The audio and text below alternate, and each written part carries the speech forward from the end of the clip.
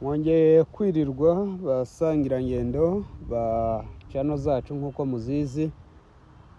Menya ijambo n'umunara, twishimiye kongera kubaha kuri bumwe mu bumenyi dukura mu bakozi Imana yahamagaye muri iki gihe, bagira icyo bongera kungura ku itorero rya none, itorero ryugarijwe n'ibihe bigoye. Rero reka ntabatindiye, reka tubanza tumusaba umutumirwa umunyamakuru. Ni njyewe, icyo usabwa ni kiriya urakizi, ni sabone cyangwa se subscribe, ni ugukora share, comment, ibyo byose birakenewe kugira ngo n'abandi babashe, ntubyigumane, n'abandi babashe kugira icyo bunguka.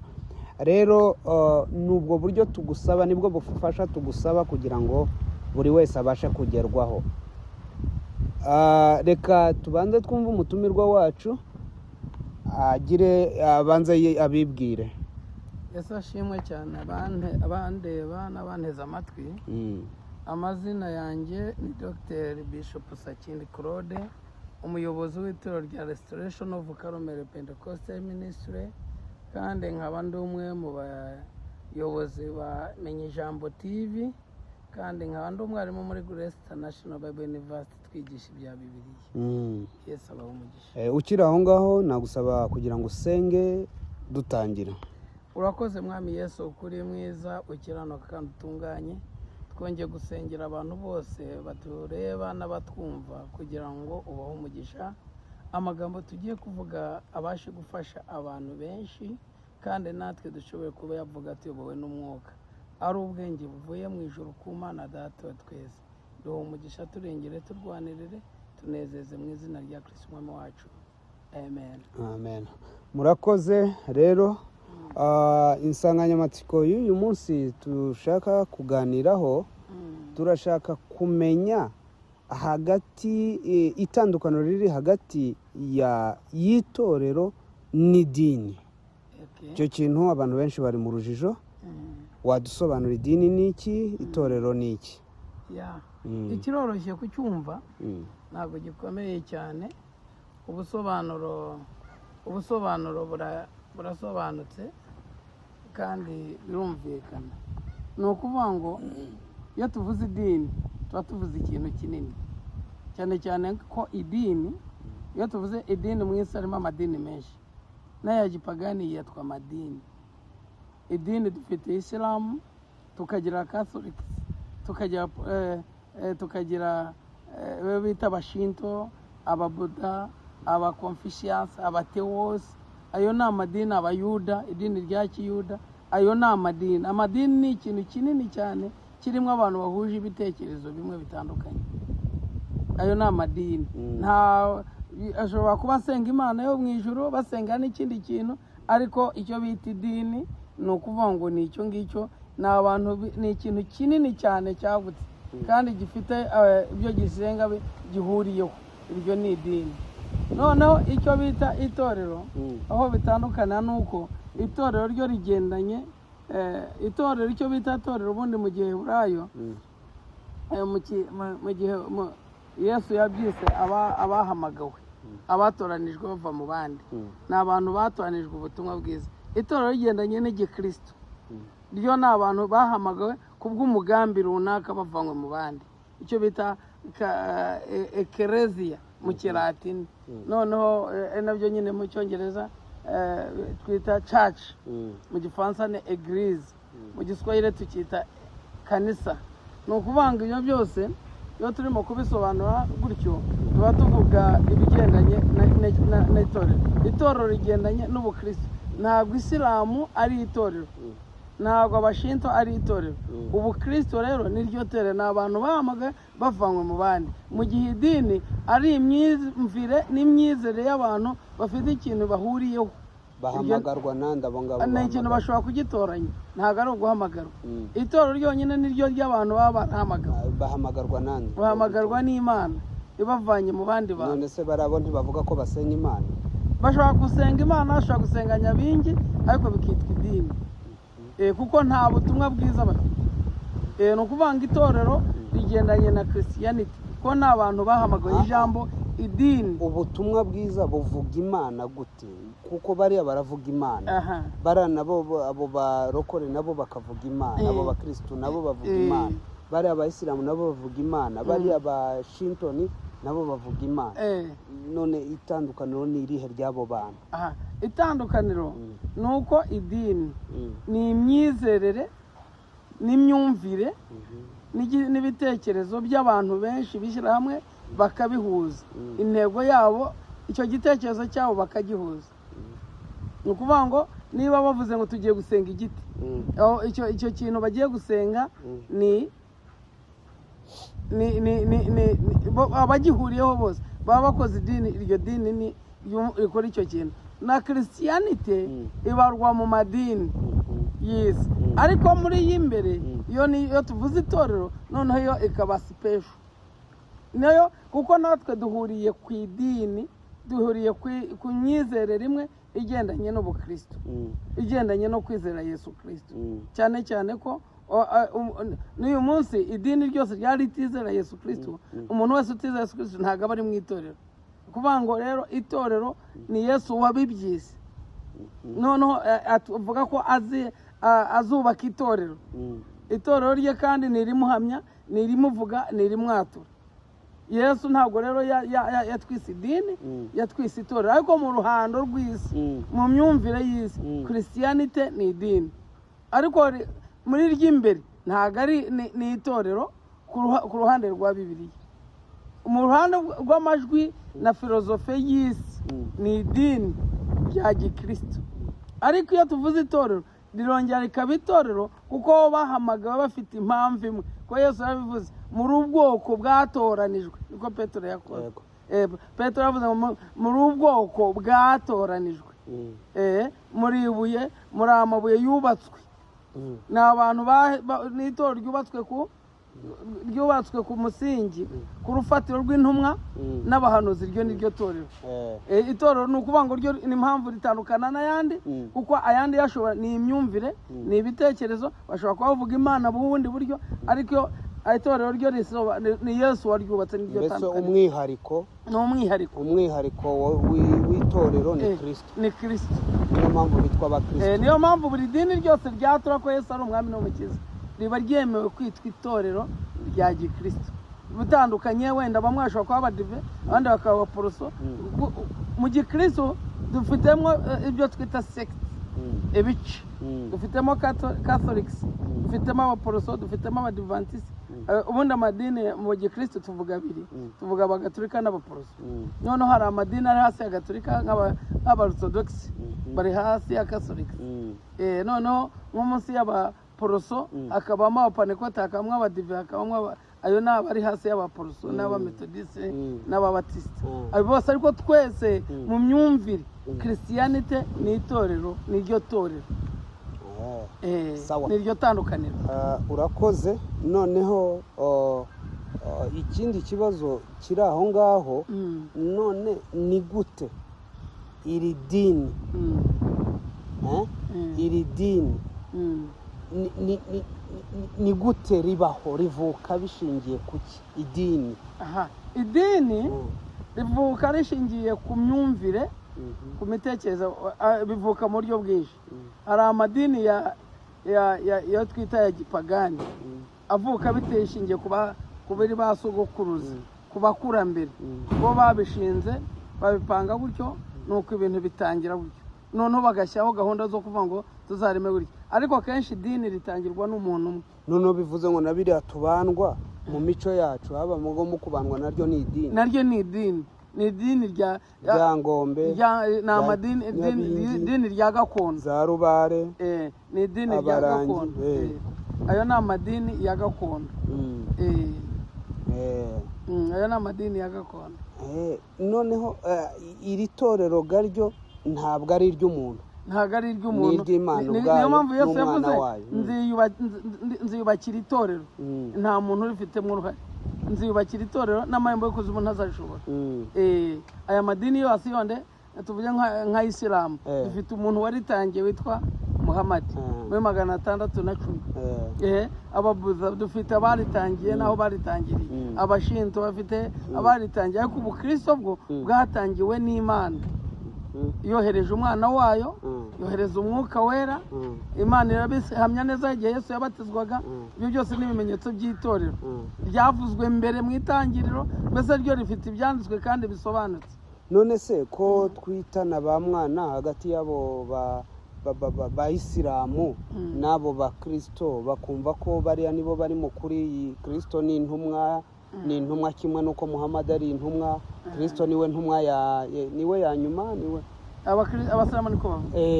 Niwe ntumwa ya nyuma yaje y'Imana, ariko ntabwo ari umwana w'Imana. Ibyo bintu dufite Bibiliya yanditswe mu ijambo ry'Imana kandi bisobanura neza, ihamya neza ukuri k'ubutumwa bwiza, kuko Bibiliya ni ryo jambo ry'Imana ryahomekewe, ryo ryabayeho mbere. Nyuma yaho baza kwandika Korowani, ariko ibintu bimwe bivanye muri Bibiliya, ariko Bibiliya bisobanura neza. Bisobanura ko hazaza bigisha binyuma, iyo yarabivuze. Rero ba Muhammad n'abashinta abo bose n'abandi bagenda baza. Rero Bibiliya bisobanura ko ari abigisha binyuma basobanukiwe nabi Bibiliya, basomye nabi Bibiliya, bayumva nabi, maze kuyumva nabi bashinga amatora agendanye n'uko babyumva. Noneho barema amadini mashya atandukanye. Ese ibindi bitabo byabo byose biva kuri Bibiliya? Hari ibyo bavanyemo, ibindi bashyiramo ibyabo. Tuvuge nka Isilamu, nka Korowani ifitemo ibice bitatu. Igice cya mbere harimo Christianity, harimo Bibiliya, harimo imico karande y'Abakurayishi aho Muhammad avuka, hari n'ibindi bintu bongeyemo. Ariko harimo ibindi bintu utanasoma muri Korowani. Hari n'ibyo bemera, kuko Muhammad ubwe yategetse Abasilamu yuko abatazasobanukirwa Korowani bazashakira ukuri muri Bibiliya. Ubwo rero bisobanuye ko Bibiliya yari isanzweho, ahubwo ntiyayumva neza. Bivuze just nimutabona ukuri muri Korowani yanyu mwizera, muyoboke Bibiliya. Muzasome Bibiliya muzamenyamo ukuri, muzabaza basoma Bibiliya. Bivuze ngo nawe ntiyize ibyo yiringira. Ntabwo yari abizi neza nyine, kuko ntabwo yari kuvuga ngo ni ukuri nk'uko Yesu yabivuze. Yesu yagiye mu ijoro atavuga ngo ngira ngo ahari na wenda. Ibi ijambo ryose yajya kuvuga yavuga ngo ni ukuri, ko yabaga azi neza kuko yari Imana. Muhammad rero we banamubaje ngo ugiye, yaravuga ngo niyo ngiye simazi. Ariko Yesu yaravuze ngo ngiye ningenza n'ukuri n'ubugingo kandi ngiye kwa Data. Urumva hari itandukanye. Yesu yarapfuye arazurwa, Muhammad nawe ategereje kuzazurwa na Yesu. Ibyo rero birumvikana. Ubukristo ni ryo torero, mu gihe ayandi madini ari menshi cyane. Nuko ni itsinda ry'abantu bashobora kubyuka bakavuga ati twebwe turizera gutya, ariko bitarimo Kristo. None twari tuvuze ukuntu idini ryavutse n'ukuntu itorero ryavutse. Watubwira se intego z'iri torero ku muntu wariyobotse cyangwa se ku watoranyijwe ni izihe? Intego y'itorero zirumvikana. Yesu yavuze, Yesu yavuze ngo amaze gupfa, yavuze umurongo umwe muri Matayo 28 umurongo wa 19, avuga ngo mugende muhindure abantu bose kuba abigishwa banjye. Itorero rishinzwe umurimo wa mbere ni ukwamamaza Yesu Kristo, tubwira isi yose ko Yesu, duhindura ab'isi yose kugira ngo babe abakristo ba Yesu, ko bazajya mu ijuru banyuze muri we. Yaravuze ngo ningenza n'ukuri n'ubugingo, ntawe wajya kwa Data ntamujyanye. Ni ukuvuga ngo wizeye imyizere yose itarimo Yesu nk'inzira n'ukuri ntahe kujyana. Noneho itorero rero niryo rifite misiyo yo kubwira abantu ko Yesu ari inzira n'ukuri kugira ngo bazajye mu ijuru. Ese iryo juru ni itandukaniro kiriri hagati y'ijuru n'isi turimo none aha? Isi yahawe abantu, isi yamaze gukorerwamo ibyaha, isi yaranduye kandi isi bamwe abanyamubiri. Noneho rero tuzarwarwa mu ijuru aho tuzabiteka ryose. Hano mu isi tumaramo imyaka 70 cyangwa 80, ariko ijuru ni ubuturo bw'iteka, tuzabamo iteka ryose abakiranutse. Tuzabamo iteka kandi tubemo dusa n'Imana, kuko muri Yohana 1:3 muri icyo gice cya gatatu harimo amagambo atuvuga ngo bakundwa ubu tubana b'Imana ariko tuzasa n'ikurerekanwa icyakora tuzi yuko Yesu ni ka kanwa tuzasa nawe ko tuzamureba uko ari. Ubu rero turi mu gihe kidasobanutse neza mu mubiri aho tudashobora kumenya uwo ari we, ariko igihe kizagira tuse nawe, turemwe nkawe, duhindurwe nkawe, tube mu ijuru iteka aho umuntu adapfa, hataba akarendare, hataba izuba, hataba n'imvura. Bivuze ngo uwahamagawe wese azaribamo. Uwahamagawe, uwakijijwe wese wizeye Yesu Kristo umwami n'umukiza azaribamo. Ese mu bahamagawe bose bayizera ko Yesu Kristo ari umwami n'umukiza w'ubugingo bwabo? Utabyizerwa ntabwo yakijijwe. Ntabwo yakijijwe. Guhamagarwa ni ukuvuga ngo ni icyo cyonyine gusa ikigaragaza ko twakijijwe. Yesu ni umwami n'umukiza wawe. Icya mbere ugomba kwemera ko uri umunyabyaha, ibyaha byawe bitari kubona indi mpongano, utari kubabarirwa kuko wari ukatiwe urwo gupfa kuko bose bakoze ibyaha ntibashyikira ubwiza bw'Imana. Ubwo rero ni ukuvuga ngo bose bamaze kuba abanyabyaha, kandi abanyabyaha bagomba igihano cy'ibyaha ari iki? Ari urupfu. Noneho rero Imana itanga umwana wayo, kuko Imana yakunze abari mu isi cyane byatumye itanga umwana wayo w'ikinege kugira ngo umwizera atarimbuka ahubwo ahabwe ubugingo buhoraho. Nibyo, umwizera wese atarimbuka. Imana yatanze umwana wayo kugira ngo umwizera wese atarimbuka ahubwo ahabwe ubugingo buhoraho. Naho ijuru riri. Iyo wizeye uwo mwana ubwo nibwo bugingo. Utamwizeye ku wa 17 haba ngo utamwizeye amaze gucirwaho iteka. Noneho bariya bandi batizera Yesu Kristo ntibirwa babaza. Reka abo ngabo nibo bo kubwiriza. Dukeneye kubahindura kugira ngo bamwizeye.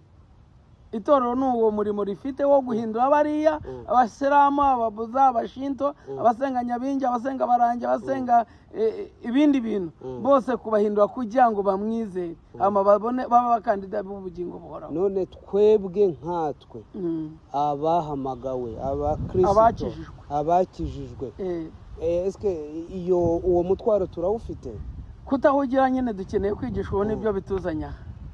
Dukeneye kubwira abantu yuko nta yindi mishiyo dufite, kuko ni itegeko avuga ngo nuko mugende mu isi yose mubwira ibyaremwe byose. Kuko impamvu usanga mu matorero turavuga ngo turigisha ubutumwa bwiza, ugasanga turi kwivugira imigisha.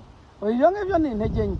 Ariko kandi itorero rero abantu iyo bamaze kuza ntabwo tuba tukibabwira ubutumwa bwiza, kuko baba barabwumvise. Umuntu amaze gukizwa ahubwo arigishwa. Ko Yesu yavuze ngo nugende mu mahanga yose muhindura abantu kuba bigishwa banyu. Iyo tumaze guhindura umuntu akaza ahinduka umwigishwa. Ubwo rero mwito dusabwa kubigisha, ariko tukabigisha inzira y'agakiza. Si imigisha twigisha, ahubwo twigisha Yesu Kristo nk'umwami n'umugisha, kuko niwe mugisha. Yesu niwe imigisha yose. Iyo abantu bamenye Kristo baba ari abanyamugisha. Ahuriraho n'amamodoka n'ibibanza. Ibyo ngibyo ni amagambo. Ubwo ntabwo ubutumwa bwiza. Ibyo mu Bagalatiya igice cya 6 babyita ngo ni ubundi butumwa, ndetse si ubundi ahubwo ni ikindi. Ni ukuvuga ngo ibyo nibyo Paulo yise ibindi. Ni ibindi bitari ubutumwa bwiza. Kuko ubutumwa imodoka se twarusha Kagame imodoka nziza, warusha Museveni, warusha Trump, kandi ntibakijijwe. So rero ubutumwa bwiza bubaye imodoka bukaba indege twaba twaraguye. Abariya nibo baba babufite, kuko nibo bafite nziza. Sinzi impamvu bita ko badakijijwe kandi batuyoboye. Iyo ngibyo nyine nabyo tuzabivugaho. Tuzabivugaho.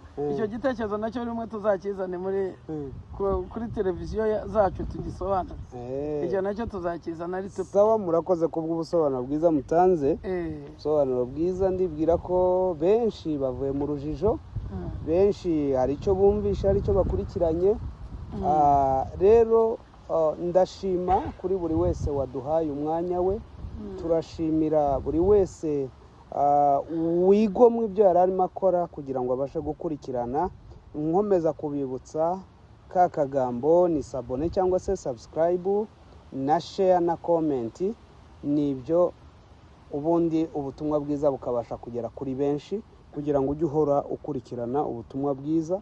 Mugire inzara n'inyota yo gukunda iby'Imana itugenera, niho tuzabasha kwinjira mu bwami bwo mu ijuru. Reka dusabe umukozi w'Imana n'ubundi asezere adusengera.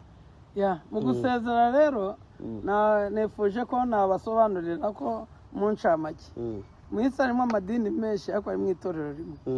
Amadini ni menshi cyane, itorero ni rimwe.